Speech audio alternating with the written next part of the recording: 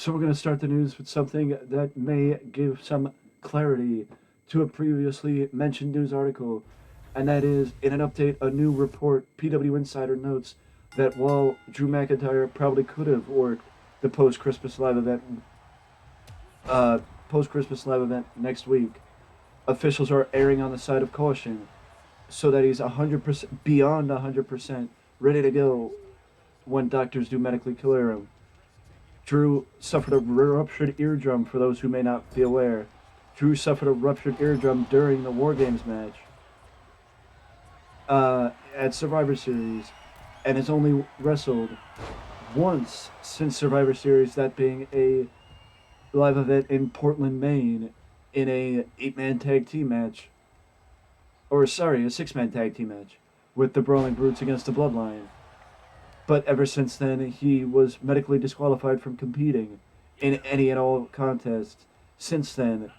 But Drew has said in a recent interview on The Bump that he will be returning very, very soon to in-ring competition with WrestleMania season right around the corner.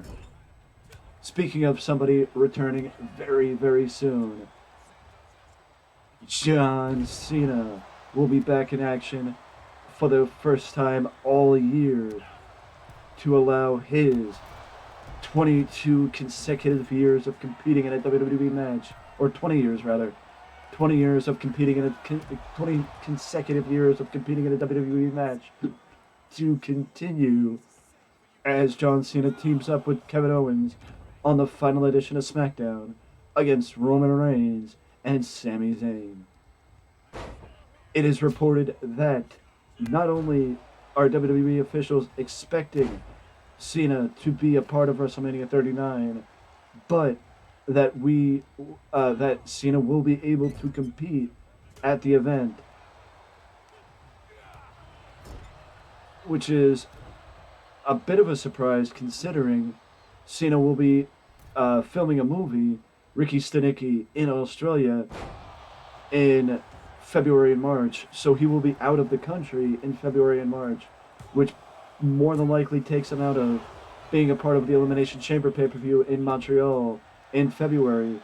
But the one thing that we know for certain is that John Cena does remain loyal to WWE. And I know you might not wonder, or you may wonder what that has to do with the price of tea in China. But the fact of the matter is, you gotta know that John Cena will do what it takes to be a part of WWE if WWE wants John Cena to be there, and if John Cena can be there.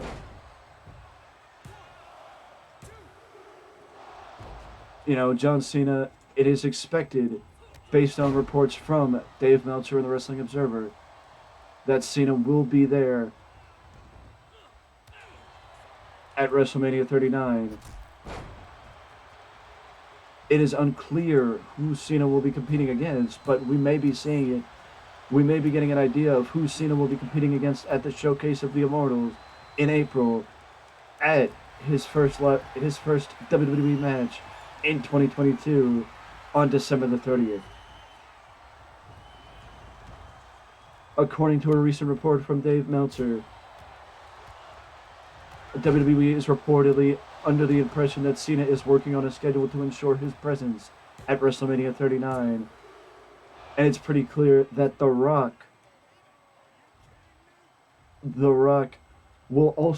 is also in the same boat, and that they will have clarity of the WrestleMania main event ahead of the Royal Rumble, so they will know if The Rock will be available as of the Royal Rumble,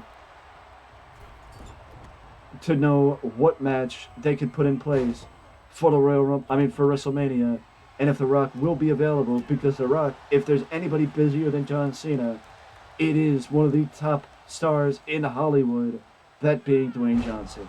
And not even just because of his Hollywood schedule, but also because The Rock is relaunching the XFL next year, and look at the blood on the face of Eddie Birch.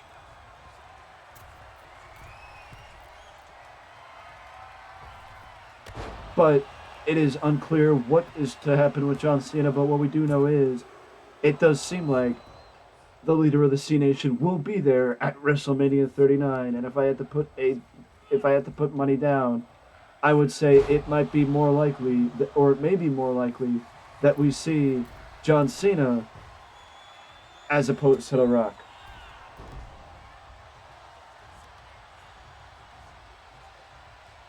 But that's not all. That's not it. We have more news to find off or fend off, and that is that in 2022, AEW is planning out a new AEW Dynamite and new Rampage, because on the latest edition of Rampage last night, we saw we saw new promotional material for both shows. We saw new promotional material featured for both shows, and the January 4th event, which is an episode of Dynamite and the premiere edition of Dynamite in the Southwest, in the Pacific Northwest, that it featured new promotional material, and it has been the new look of AEW has been touted for months, or at least weeks. It feels like months. But it has been touted now not just by AEW President and CEO Tony Khan, but also by new AEW executive Michael Mansouri, who is one of the many people that came over from WWE and has went on record saying that he misses the anything can happen aspect of professional wrestling. And you gotta wonder if that's something that he will be bringing back to AEW or bringing into AEW. And I gotta say this, that I said it before and I'll say it again, and I'll say it until I'm blue in the face, but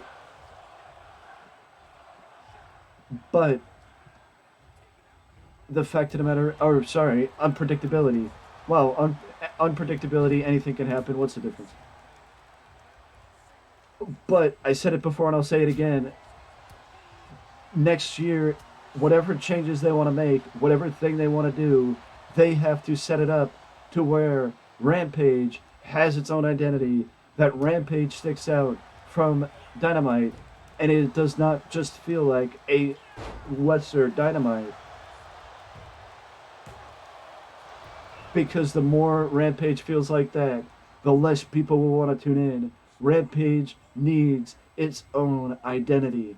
And from a Wrestling Inc. news article, it is Michael Mansouri going on record saying, I miss unpredictability in professional wrestling. I miss the unpredictable nature of live television. I feel like that is something that has been lacking for a very long time.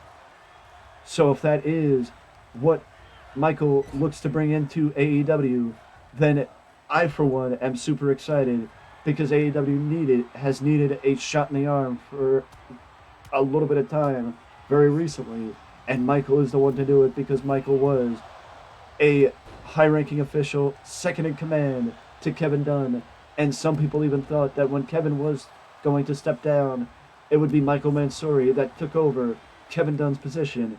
And even though there's a lot of people that don't like Kevin Dunn, you can't deny that the WWE production team is some of the best in the business.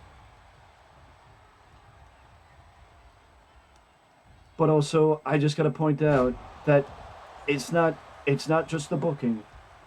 It's just subtle changes, subtle details, small identifying things that can make things stick out. And seeing that next year for Dynamite and Rampage will be a breath of fresh air, because if there's anything that Rampage needs, it's its own identity. I also just want to clarify that the report that I read in the last news video about Jimmy Jacobs describing what it was like to work for Vince McMahon also came from Wrestling News, from Wrestling Inc., from WrestlingInc.com. But I am looking forward to 2023. And as I mentioned in the first news video, I just want to say that I don't know if I'm going to be live tomorrow, but if I am not, please have a happy and healthy and a very Merry Christmas from me to you. I thank you for the recent support. I thank you for the continued support. And I look forward to continuing our road to not just 300, but 400, 350, 500, 600, 700, 800, 900, and 1,000. I look forward to you sticking by me on our road to 1,000.